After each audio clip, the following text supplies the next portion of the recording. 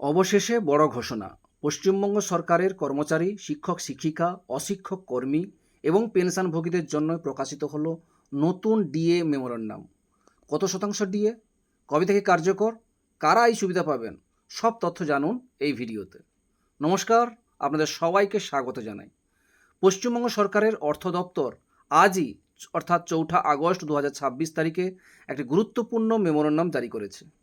এই মেমোরান্ডাম অনুযায়ী 1 অক্টোবর 2026 থেকে রাজ্য সরকারি কর্মচারীদের ডেয়ারনেস অ্যালাউন্স বা ডিএ 38% হারে প্রদান করা হবে।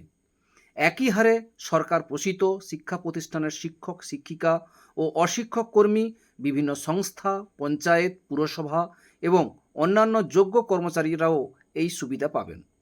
এছাড়াও রাজ্যের পেনশনভোগী ও পারিবারিক পেনশনভোগীরাও 1 অক্টোবর 2026 থেকে 38% ডিয়ারনেস রিলিফ বা ডিআর পাবেন।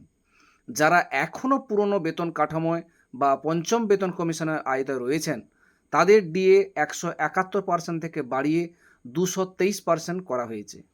একইভাবে সংশ্লিষ্ট পুরনো পেনশনভোগীদের ডিআর ও 223% করা হবে। মেমোরান্ডামে আরও উল্লেখ করা হয়েছে যে নির্দিষ্ট দৈনিক মজুরিভিত্তিক কর্মীদের দৈনিক মজুরি 110 টাকা বৃদ্ধি করা হবে, যা 1 অক্টোবর 2026 থেকে কার্যকর হবে। এই ছিল নতুন ডিএ মেমোরান্ডামের গুরুত্বপূর্ণ আপডেট। ভিডিওটি ভালো লাগলে অবশ্যই লাইক, শেয়ার এবং সাবস্ক্রাইব করুন। এমনই নির্ভুল সরকারি আপডেট সবার আগে পেতে আমাদের চ্যানেলের সঙ্গে থাকুন। ধন্যবাদ।